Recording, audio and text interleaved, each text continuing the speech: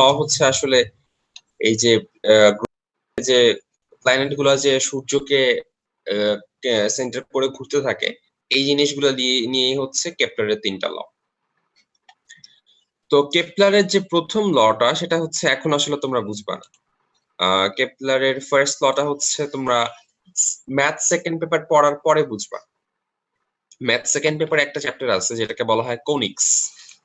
Math second paper chapter 6। Conics এর 3টা part, parabola, ellipse আর hyperbola. তো ওইখানে যখন ইলিপসটা দেখবা, ইলিপসটা আসলে কিছুই না, একটা চ্যাপ্টা গোল আর ইলিপস দেখতে হয় এরকম আর কি, মানে পুরোপুরি গোল না। গোল তো অলওয়েজ একটা সেম ডিস্টেন্স মেনটেন করে, এটা হচ্ছে একটু চ্যাপ্টা টাইপের হয়।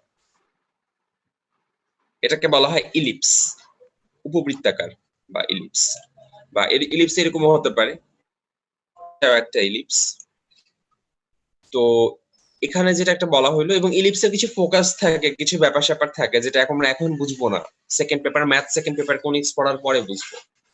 তো এখন জাস্ট আমরা ফর্মুলাটা মানে যে স্লটা একটু মুখস্থ রাখি, যে প্ল্যানেট গুলা যখন ঘুরে তারা হচ্ছে একটা ইলিপটিক্যাল অরবিটে ঘুরতে থাকে, বা ইলিপসের মধ্যে দিয়ে ঘুরতে থাকে, এর অরবিটটাতে ঘুরতে থাকে, এবং সান তাদের একটা ফোকাসে থাকে।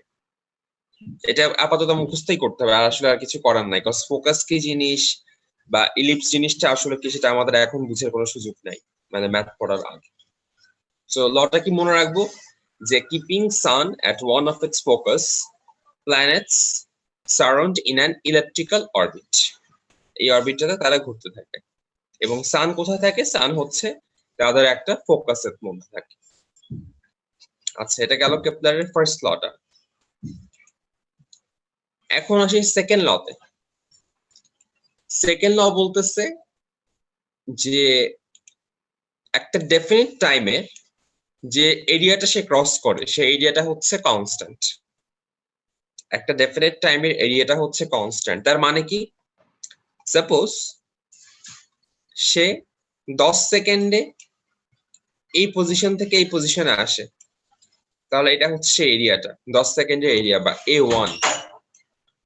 পরে ধরো 0 থেকে 10 সেকেন্ডে এই কাজটা হয়, তারপর আবার 40 থেকে 50, মানে এখানে 10 সেকেন্ডে সে এই জায়গাটুকু দখল করে, এই এরিয়াটুকু সে ট্রাভেল করে।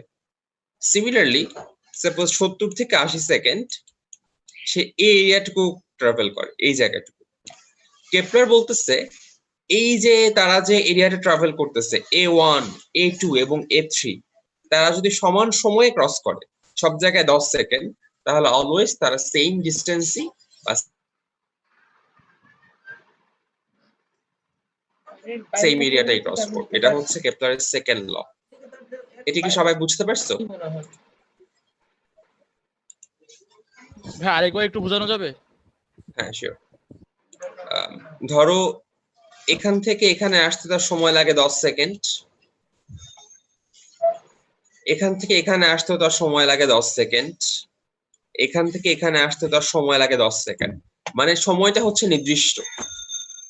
টাইমের যদি কোনো চেঞ্জ না হয়, তাহলে এই টাইমে তারা যে এরিয়াটা ক্রস করবে, এই এরিয়াটা A1 সাপোজ, অথবা এই এরিয়াটা A2, অথবা এই এরিয়াটা, এই 3টে এরিয়াও ইকুয়াল হবে যদি টাইমটা ইকুয়াল হয়। নাফিস, কি বুঝছো এখন? জি ভাই, এখন বুঝতে পেরেছি। মাহিন, বুঝছো? জি ভাইয়া, বুঝতে পারছি। আচ্ছা, তাহমিদ, আমাকে একটু বলতে পারবা এটা কেন এভাবে লিখলো?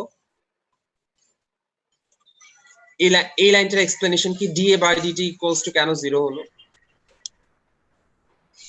হ্যাঁ, তারা তো একটা ডেফিনিট টাইমের রেসপেক্টে এরিয়া কভার করে। এরিয়া এক্স্যাক্টলি, মানে টাইমের রেসপেক্টে এর কোনো চেঞ্জ নাই, সহজ কথায়। এই জন্য এটা 0 দেখাইছে। অলরাইট, রাওয়াত, বুঝছো তো না? জি ভাই, বুঝছি। আচ্ছা, থার্ড লটাই হচ্ছে মোস্ট ইম্পর্টেন্ট। থার্ড ল দিয়ে আমাদের কিছু ম্যাথ ট্যাথ করতে হয় আর কি মাঝে মাঝে। খুবই সিম্পল। কোন একটা প্ল্যানেটের যে টাইম পিরিয়ডের যে স্কোয়ারটা, সেটা হচ্ছে প্ল্যানেট থেকে সানের এভারেজ ডিস্টেন্সের কিউবের প্রপোর্শনাল। আরেকবার বলি, টিটা হচ্ছে টাইম পিরিয়ড, মানে তার এই জায়গা থেকে ঘুরে আবার এই জায়গায় আসতে সময় লাগে T. T square is proportional to a cube. এটা কি এখানে?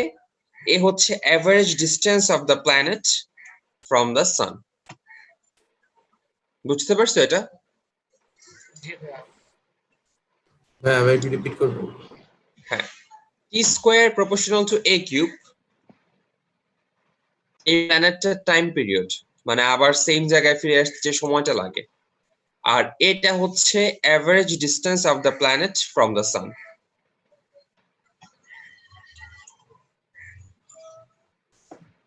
আরেকটা নাম আছে যেটাকে বলা হয় সেমি মেজর এক্সিস, বাট সেটা তোমরা এখন বুঝবা না ম্যাথ করার আগে, সো এটা বললাম না আমি। এটা দিয়ে আমরা মনে রাখি average distance of planet from the সান। এটা কি ক্লিয়ার সবার কাছে? জি ভাই। আচ্ছা, সো আমরা একটা ম্যাথ দেখি।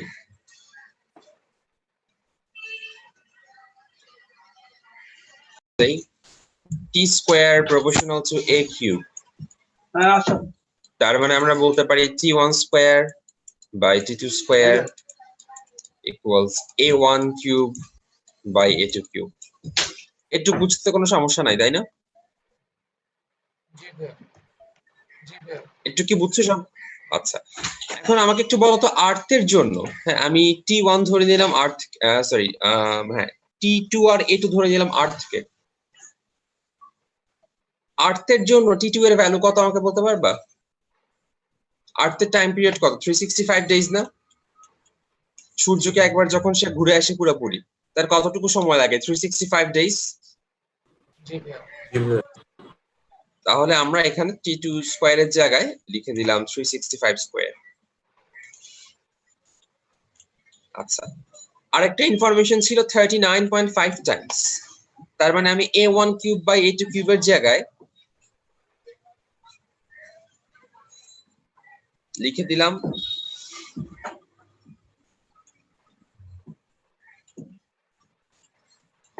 39.5 কিউব। এতটুকু বুঝতে কি কারো কোনো সমস্যা হচ্ছে? দেখো তো। না ভাইয়া বুঝছি। বদরুল বুঝছো? জি ভাই বুঝছি। তাহমিদ? বুঝছি ভাই। আচ্ছা, গ্রেট। সো আমরা যেটা করতে পারি, এখন t1 এর ভ্যালুটা বের করো তো, দেখো তো কত আসে।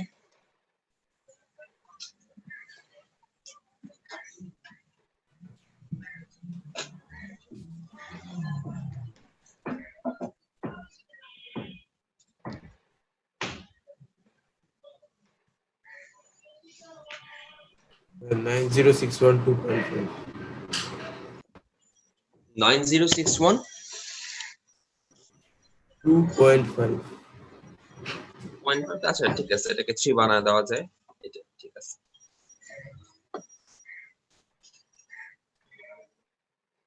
কি আসছে আনসার?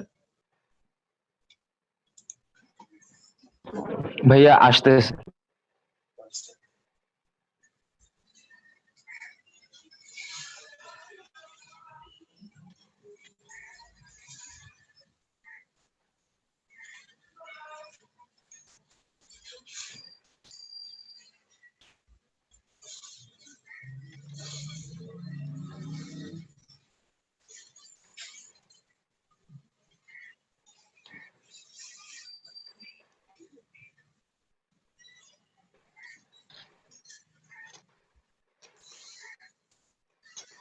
গ্র্যাভিটেশনাল ইন্টেন্সিটি বা গ্র্যাভিটেশনাল ফিল্ড ইন্টেন্সিটি। তো এটাকে যদি আমি ভাঙি, ব্যাপারটা দ্বারা এরকম gm বাই r স্কয়ার। আর গ্র্যাভিটেশনাল ফিল্ড পটেনশিয়াল যেটা, সেটার ফর্মুলা ছিল gm বাই r। ও আচ্ছা। আর এটার ডিফারেন্স তুমি কেন এরকম হলে খুব সহজে বুঝতে পারবা। দুইটাই দেখো অলমোস্ট সিমিলার ডেফিনিশন। একটা জায়গায় দেখো ফোর্স এক্সপিরিয়েন্সড, আর একটা হচ্ছে ওয়ার্ক ডান। ওয়ার্ক আর ফোর্সের ডিফারেন্সটা কি একটা আর না, বা একটা এস? জি ভাই। এই জন্যই হচ্ছে এক জায়গায় আর স্কোয়ার, এক জায়গায় হচ্ছে জাস্ট আর। করছো আগে 9 10 থাকতে ইলেকট্রিক ফিল্ড দিয়ে। দেখো তো কোশ্চেনটা পরিচিত কিনা এরকম কিছু। আর এখানে হচ্ছে আর্থ কোন পয়েন্টে, ধরো মুন তো একটা অবজেক্ট, ধরো এই জায়গায় এই লাইনের মধ্যে আছে, হ্যাঁ একটা মুন, এখন তাদেরকে কি একজন মুন হচ্ছে এদিকে টানবে, আর্থ হচ্ছে এদিকে টানবে। এখন যে পয়েন্টে গিয়ে এখানে তোমাকে কোশ্চেন করা হচ্ছে কোন পয়েন্টে দুইজনের অ্যাট্রাকশন ফোর্সটাই সিমিলার হবে, এখানে নাকি এখানে, না কোন পয়েন্টটাতে বা আর্থ থেকে কত ডিস্টেন্সে অথবা মুন থেকে কত ডিস্টেন্সে তাদের দুইজনের অ্যাট্রাকশন ফোর্সটা সমান হয়ে যাবে। বুঝতে পারছো? জি ভাইয়া। কত ছিল মনে আছে? ভাইয়া r square by r plus h square. হ্যাঁ, great. আচ্ছা তাহলে দেখো তো এই ম্যাথটা সলভ করা যায় কিনা। আচ্ছা সলভ করার আগে তোমাদের কিন্তু, আচ্ছা রেডিয়াস, ঠিক আছে, এখানে যেহেতু আর্থের রেডিয়াসটা মাইলে কনভার্ট করা, তার মানে তোমরাও এই কোশ্চেনের আনসারটা মাইলেই বের করবা। এট হোয়াট হাইট, এই হাইটটাও তোমরা দরকার হলে মাইলেই বের করবা, যেহেতু কোশ্চেনের রেডিয়াসটা মাইলে দিয়ে দাও। দেখো তো এটা সলভ করা যায় কিনা। Maximum height of the object from the earth surface.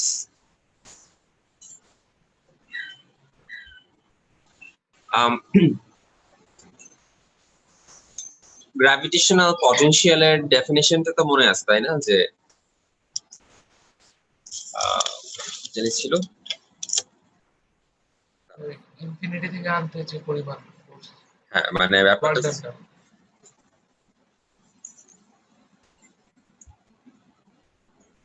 GM 1/r initial minus 1/r final, এরকম একটা ছিল না? জি ভাইয়া। আচ্ছা, সো আর ইনফিনিটি দিলাম, আবার আর ফাইনাল দিলাম, ভালো কথা। এখন পটেনশিয়াল ইকুয়ালস টু কি আসলে? W/m না? কেন W/m লিখলাম? কারণ ডেফিনিশন এখানে ছিল যে work done for bring a unit mass. তার মানে আমি যদি ওয়ার্ক ডান বের করতে চাই তাহলে কি আমার পটেনশিয়ালের সাথে ম্যাস মাল্টিপ্লাই করতে হবে না? এটা কি বুঝতেছো? জি ভাইয়া। আচ্ছা, তাহলে কি বুঝছো এটা ভাইয়া? জি ভাইয়া। বজরুল? ভাই এটা ইউ স্কোয়ার বাই জি দিয়ে করতেছি না কেন? ইউ স্কোয়ার বাই জি দিয়ে করতেছি না কেন? রাইট, এটা ইউ স্কোয়ার বাই জি দিয়ে তো ডেফিনেটলি করা যায়, আই গেস সেম রেজাল্টই আসবে। দেখি করে। ইউ স্কোয়ার বাই জি না তো, u square by 2g I guess. 2g না?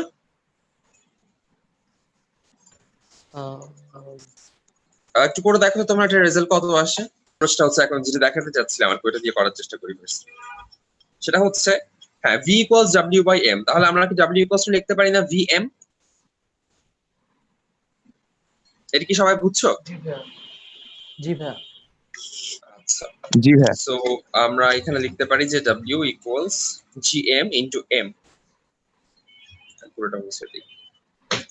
আমি এভাবে লিখলাম w equal gm 1/r initial minus 1/r final, আর m যেহেতু মাল্টিপ্লাই হয়ে যাবে আমি সাথে m টা লিখে দিলাম। আচ্ছা, এটুকু নিয়ে কোনো সমস্যা নেই। এখন আমরা আরেকটা জিনিস দেখছিলাম চ্যাপ্টার 5 এ, যে change of kinetic energy is equal to work done, এটা কি মনে আছে? জি ভাইয়া। তার মানে আমি w ইকুয়ালস টু কে আবার হাফ mv স্কয়ার লিখতে পারি না? হ্যাঁ। জি ভাইয়া। তার মানে half mv square equals to gmm 1/r initial minus 1/r final. এটা কি সবার কাছে ক্লিয়ার? দেখো তো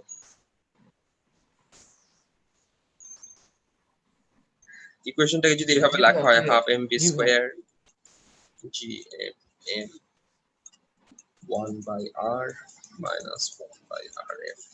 আচ্ছা, এখানে আমরা কি কি জানি একটু বের করার চেষ্টা করি। এম আমরা জানি, বা এম না জানলেও সমস্যা নেই, এম কেটে দেই। আর্থের ম্যাস আমরা জানি, গ্র্যাভিটেশনাল ফিল্ড কনস্ট্যান্ট জি সেটাও আমরা জানি। দেন এই যে ভি এর ভ্যালু আমরা জানি, আর ইনিশিয়াল হচ্ছে আর্থের রেডিয়াস সেটা আমরা জানি। তাহলে কি আর এফটা বের করা যাবে না এই জায়গাতে? তবে আমরা এখানে পটেনশিয়ালটা কেন ইউজ করলাম, মানে কোথায় ইউজ করলাম? পটেনশিয়াল ইউজ করলাম কারণ আমি জানি ভি এর ফর্মুলার মধ্যে এরকম একটা জিনিস আছে আর এফ, এবং আমি সেই আর এফ টাকেই বের করতে চাচ্ছি। আমার কথাটা কি বুঝছো? ভাইয়া এখন আর এফ টাকে বের করারই তো আমার টার্গেট, মানে আমার বেসিক্যালি টার্গেট এইচ কে বের করা। আর এফ মানে কি আসলে? আর প্লাস এইচ। এই জন্যই হচ্ছে আমি এত ঝামেলার মধ্য দিয়ে গেলাম। বাট তোমাদের যখন পরীক্ষা হবে তখন তো আর কোনো অ্যাপ্রোচ বলে দিবে না যে তোমাকে এই অ্যাপ্রোচেই করতে হবে, তখন আমরা ভি স্কয়ার বাই 2g দিয়েই করবো আর কি, যেহেতু পরীক্ষাতে কোনো অ্যাপ্রোচ বলা থাকবে না।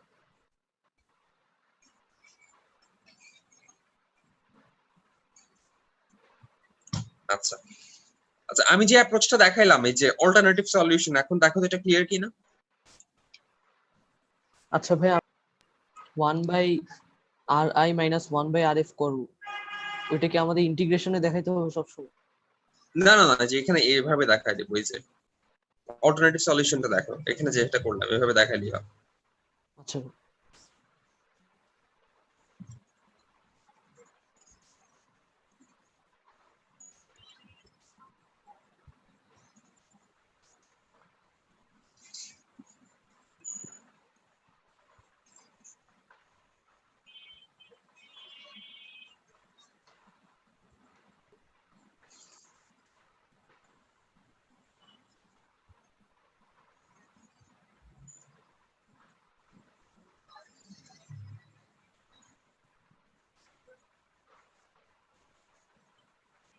এইচ ইকুয়ালস টু, আমাদের মানটা যে সেম আসলো না, তার কারণটা আসলে কি? আমরা যে V square by 2g calculate করি সেখানে কি সব জায়গায় জি এর মানটা সমান ধরে নেই না? জি ভাইয়া। কিন্তু হাইট যত বাড়তে থাকে, হ্যাঁ, হাইট যখন অনেক বেশি বেড়ে যায় তখন জি এর মানটাও তো চেঞ্জ হয়ে যায়, তাই না? জি ভাইয়া। জি সো ভাই, দ্যাটস ওয়াই ওরা ওই ফর্মুলা অ্যাপ্লাইটা করেন। বুঝতে পারছো কেন অ্যাপ্লাই করলো না? জি ভাইয়া। এটা আমাদের কখন অ্যাপ্লাই করতে হবে, মানে এই কাজটা আমাদের কখন করতে হবে আসলে? কখন আমরা তাহলে কিভাবে বুঝবো যে কখন এই ভেলোসিটি দিয়ে কাজ করব, মানে ভি স্কয়ার বাই 2g দিয়ে কাজ করব, আবার কখন পটেনশিয়াল দিয়ে কাজ করব? যখন আমাদের হাইটের পরিমাণটা বা ভেলোসিটির অ্যামাউন্টটা অনেক বেশি হয়ে যাবে তখন আমাদের এই ফর্মুলা দিয়ে কাজ করতে হবে। বিকজ যখন ভেলোসিটিটা অনেক বেশি তখন অনেক উপরে হাইটে উঠে যাবে, এবং হাইটে যখন অনেক বেশি উপরে উঠে যাবে তখন জি এর যে চেঞ্জটা বা জি আপটা, সেখানে একটা সিগনিফিকেন্ট চেঞ্জ দেখা যাবে। এই সিগনিফিকেন্ট চেঞ্জের জন্যই আমাদের এই ফর্মুলা দিয়ে করতে হচ্ছে, আমরা এটা দিয়ে করতে পারতেছি না। সবাই কি বুঝছো? জি ভাইয়া। ভাইয়া কোশ্চেনে তো আরেকটা জিনিস আছে যে maximum height of the object from earth surface. তো আর্থ সারফেস থেকে তো দিলে মানে বোঝাই যায় যে সারফেস থেকে উপরে মারলে তো জি অবশ্যই চেঞ্জ হবে। বুঝি না, আর একটু বলো তো। তাহলে তো ওইটা এমনিতেও ইউজ করা যাবে না। বুঝি না, আরেকবার বলো। ইউজ করে ওইটা মানে ভাই আর্থ সারফেস থেকে উপরে যদি থ্রো করা হয় তাহলে তো এমনিতেও জি এর ভ্যালু সেম থাকবে না। হ্যাঁ, জি এর ভ্যালু সেম থাকবে না, ঠিক কোশ্চেনে আছে, যেটা দেওয়া। কিন্তু নরমাল আমরা যেসব কাউন্ট করি সেগুলাতে খুব একটা চেঞ্জ হয় না। ধরো এইচ যদি মনে করো 1000 এর কম থাকে, বা 1000, 2000, 1000 রেঞ্জেও থাকে, তখন আসলে খুব একটা চেঞ্জ দেখা যায় না। বুঝতে পারছো? আমি ক্লাসটা শেষ করে তাকে কমপ্লিট।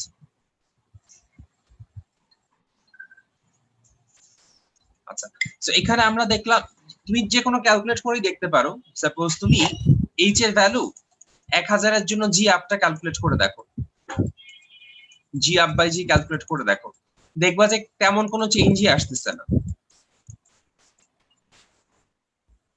বুঝতে পারছো? জি ভাই। এইচ এর ভ্যালু 1000 কি 10,000 থাকলেও তেমন কোনো চেঞ্জ আসবে না, কিন্তু যদি লাখে চলে যায় বা একটা সিগনিফিকেন্ট সংখ্যায় চলে যায় তখন দেখা যাবে এইচ এর ভ্যালুটা ইম্প্যাক্ট ফেলা শুরু করবে জি আপের ভ্যালুর উপর। ইন দ্যাট কেস আমাদের এই ফর্মুলাটা অ্যাপ্লাই করতে হবে। কিন্তু এইচ যখন ছোটখাটো ভ্যালু তখন আমাদের আসলে আর তেমন কোনো পরিবর্তন দেখা যায় না, আমরা ভি স্কয়ার বাই 2 দিয়েই করতে পারি। জি ভাই বুঝছি। আচ্ছা,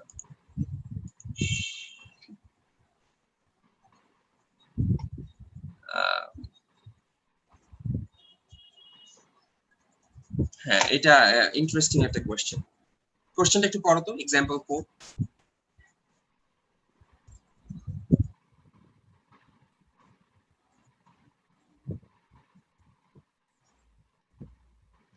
করো মুনটা তো এই জায়গাতে, মুনকে সান টানবে হচ্ছে এদিকে আর আর্থ টানবে হচ্ছে এদিকে, তারপর আমাদের ভেক্টর রেজাল্টেন্টটা করতে হবে।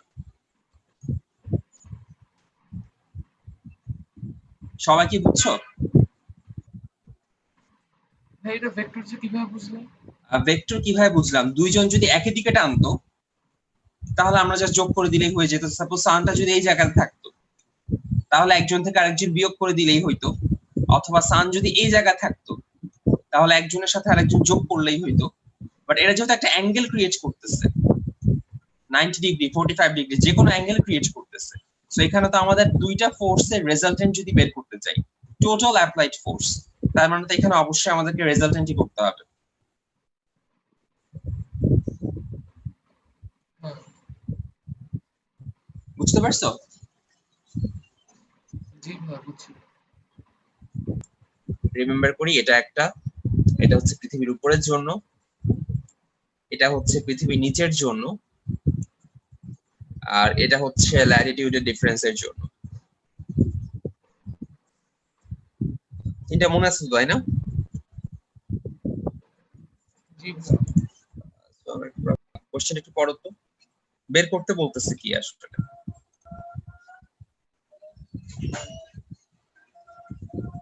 কিনা